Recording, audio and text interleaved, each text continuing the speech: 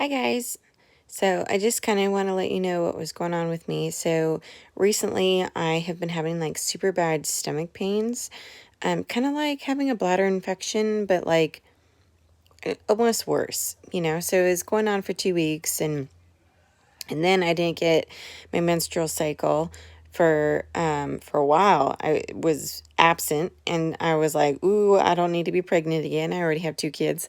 So I even took pregnancy tests just to make sure that everything was okay and that I was not pregnant or anything. But I still had the pain in my stomach. So I thought, okay, let's get this checked out. Let me see what's going on. So when I went to the doctors, they did a pregnancy test and I was negative. Woohoo! But they did blood work and they even did like a fecal matter test and everything. And it's been a while. So they finally came back with the test results. I said that all my organs are fine. Everything's fine. You know, they can see the flare ups with fibromyalgia and everything. But they did say that I have hyperactive nerve fibers and functional nerve syndrome. So basically, I Googled it to see what the heck that is, right? So hyperactive nerve fibers can do for headaches. I've been having more tingling in my feet and my fingertips, and just feeling like I can't feel my feet, which I know is fibromyalgia, but it's been kind of more intensified. So basically, it has kind of like the same symptoms of fibromyalgia, and it's caused by autoimmune disease, which basically it's the same darn thing. Okay, they don't need to give me another word. It's the same darn thing. So then they say, oh, you also have functional nerve syndrome, right? So I look that up to see what's going on. And basically, that is probably one of the most judgmental things that they can give a patient. It is a disorder that basically, the in your brain, you think that you have these pains and that, but everything's absolutely fine.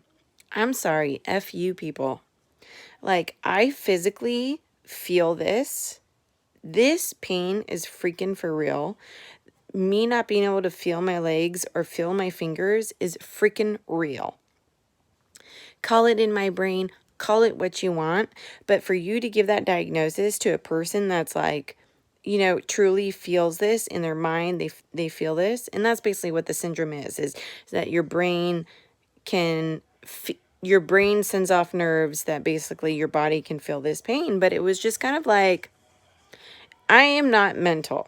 Yes, I've been depressed because, hello, this disorder is not only depressing, it's sad. You're in pain. Nobody understands you because you look normal on the outside, but you're in this intense pain. It's almost as if I have cinder blocks on my legs and I can't move them. That's how I feel. With my fingertips, I almost feel like I have frostbite on my fingertips. The pain that I've had in my stomach, I thought, oh, I had a bladder infection or, something just wasn't right or whatever. But it's kind of like a sharp, dull pain, and it was consistent and everything like that. And so whatever. So they say hypernerve fibros, right? So I look it up and it correlates with fibromyalgia, which is good and gravy. Just call it fibro. Like, we don't need to have more syndromes. Just be like, dude, it's your fibro, right? And I'd be understanding.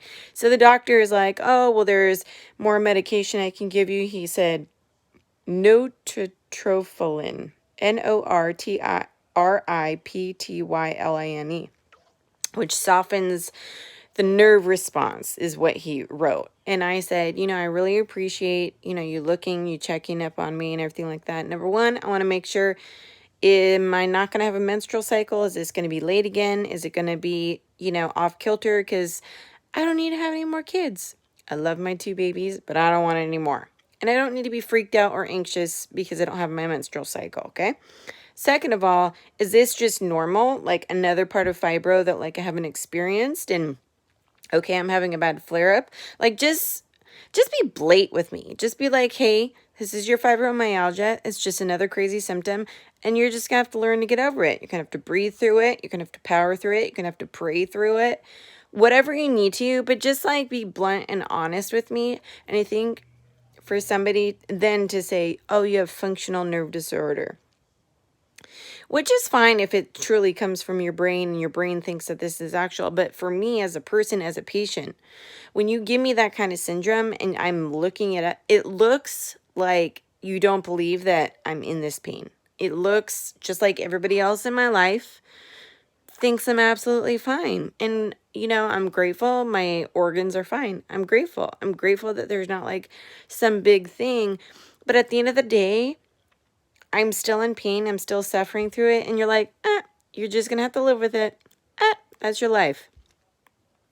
And like, I've been through the angry stage. I've been through the crying stage. I've been through the ultimate depression of this. So now I'm on the outskirts, okay? Now I'm finally praying more about it and being more attentive and making sure that I've been doing an inflammation diet, which actually has really, really helped. But I've been trying to be more diligent, making sure that I'm not eating tomatoes, making sure that I'm eating things that are gluten-free, making sure that, I'm eating, to be honest, eating is not fun for me anymore. It's like salad and vegetables. And I love vegetables, but when you're forced to change everything, it's not really fun to eat. But I've been more diligent because I have been having the stomach pain and I wanted it to go away. So I've been really diligent about it and everything like that. But I just, and I told my husband like what the doctor said, and he was like, "We'll talk about it later."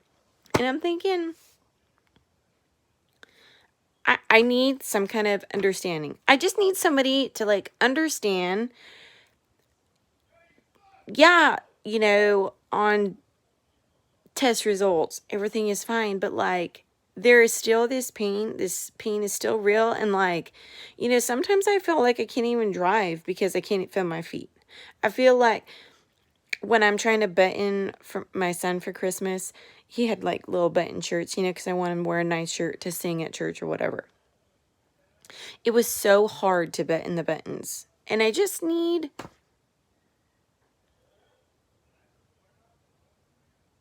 wish somebody was in my life that like could understand. You don't even have to understand, but just listen with what things are going on in my life. I just need somebody to be able to like vent and articulate and like, hey, this is happening to me. This is going on. And I don't need you to understand, but I need you to kind of understand that I'm going through struggles. And yet I'm still taking care of 2 kids, 2 dogs, and going to work every single day. It may not be a full-time job. It's a part-time job, but it is hard on my body. When I am done with work, I'm exhausted. And I literally am, some days I'm unloading a truck with clothes and hanging them up. Some days I'm censoring them. Today I was stocking sheets on a wall. 600 count, 1800 count, 300 count, colorizing them. And it sounds foolish in my brain because it's like a fluffy job. It's an easy job. But it is a hard job. By the end of the day, I'm exhausted.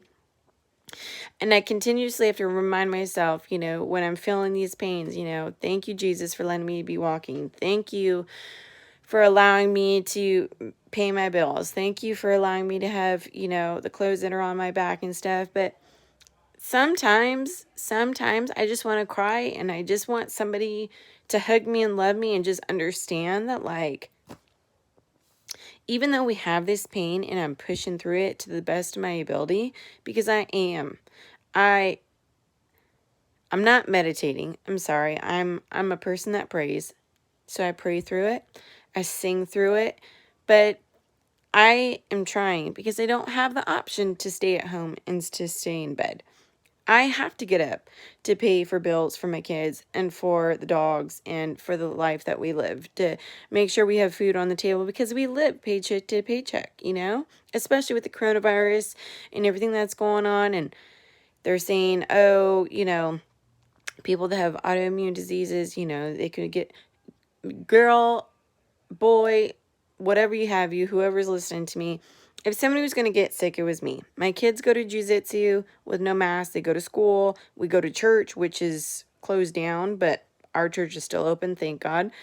And I'm still going to work, thank God. But I'm out, I'm in the public, and if somebody in this household was going to get sick, it would be me.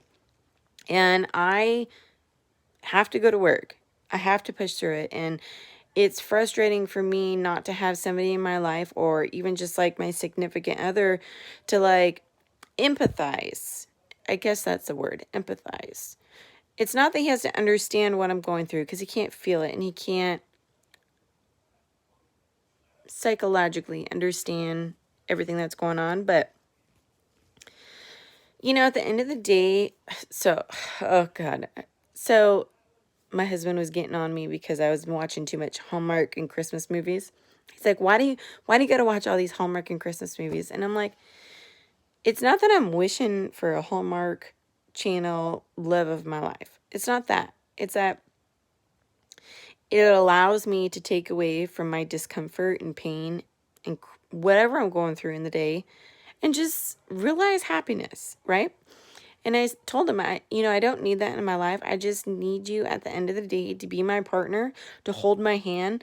You don't have to understand why I'm crying. You don't have to understand why I'm in pain. You have to be there to hold my hand. You have to be there to pray over me. You have to be there to love me. And at the end of the day, that's what I want. I want somebody to be there so I'm not alone going through this journey, you know? So, anyways, I know I went off in a tangent, but like, getting this diagnosis today about my stomach pain and just my husband not understanding about it. And I think for us people that are going through fibromyalgia, and I have myofascial pain syndrome as well, the hardest thing for us, and I think this is why we get depressed, it's not the pain. It's not what we're going through in life. I think it's because the lack of support. We don't have support. We don't. And I think our diagnosis, our disease, our huge hurdle we're trying to get through in life would be so much better if we just had somebody to support us. And I understand that it's hard for husbands not to see, what's going on, but I hope you show this to your husbands, because we need support. And like I said, you don't need to see or understand, or even mentally comprehend on why we feel this way, or why we're upset, or why we're in pain. We need us to hold our hands. We need us to love us, to pray over us, to be the connected person for us, because depression is a huge thing in this disease. Stress is a huge thing, which makes us flare up, which makes the pain worse. And it's just kind of a triple effect, So I also did want to tell you guys on some of the things that I do.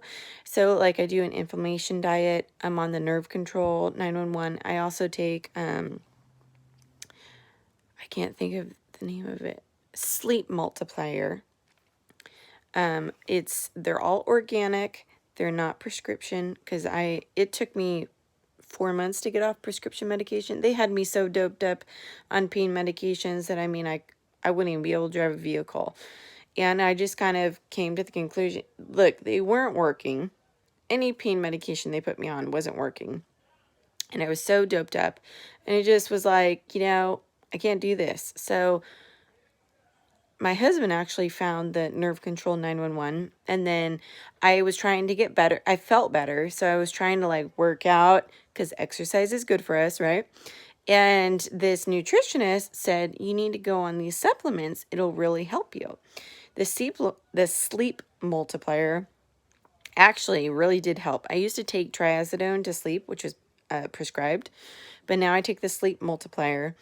The normal dose is 3 tablets, and I only take 2 because 3 is too strong for me.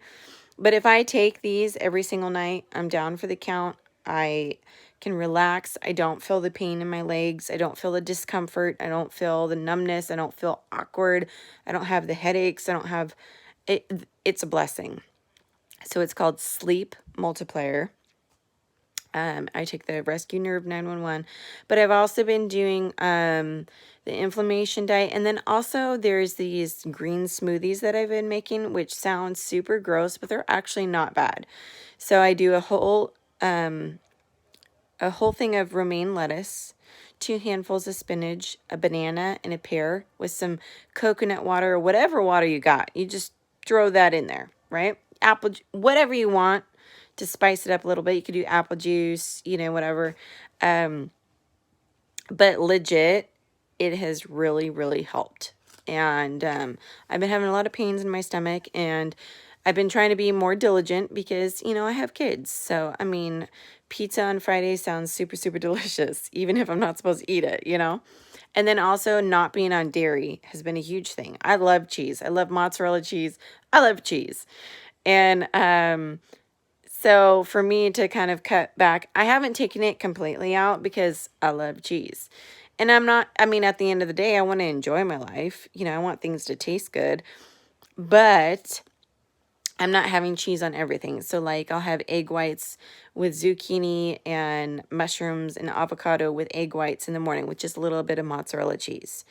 But I'm only doing, I used to do a handful of cheese, but the nutritionist was like, well, do a spoonful of cheese. I was like, okay, you know. So, and I do, and it's actually satisfying. It still tastes wonderful.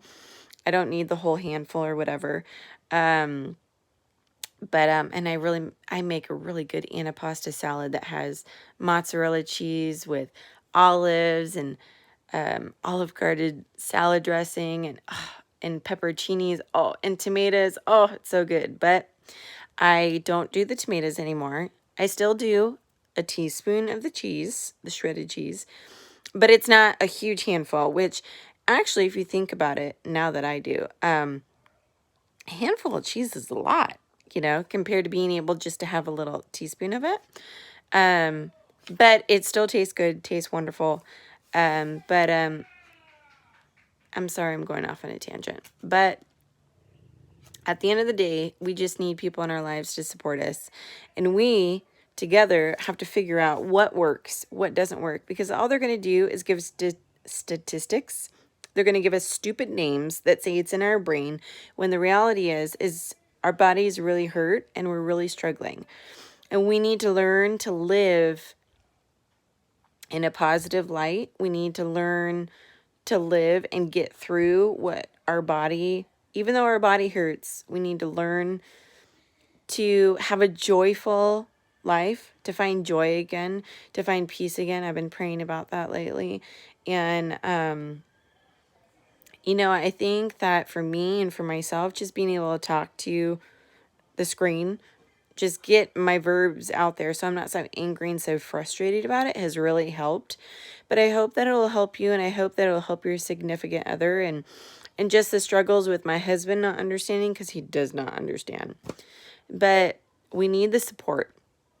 But there are different things that we can do that we're putting in our bodies that are healthier for us, and different diets and everything like that. And I'm interested to see if you guys have any tips for me, because girl or boy, I need all the help I can get. I will try anything.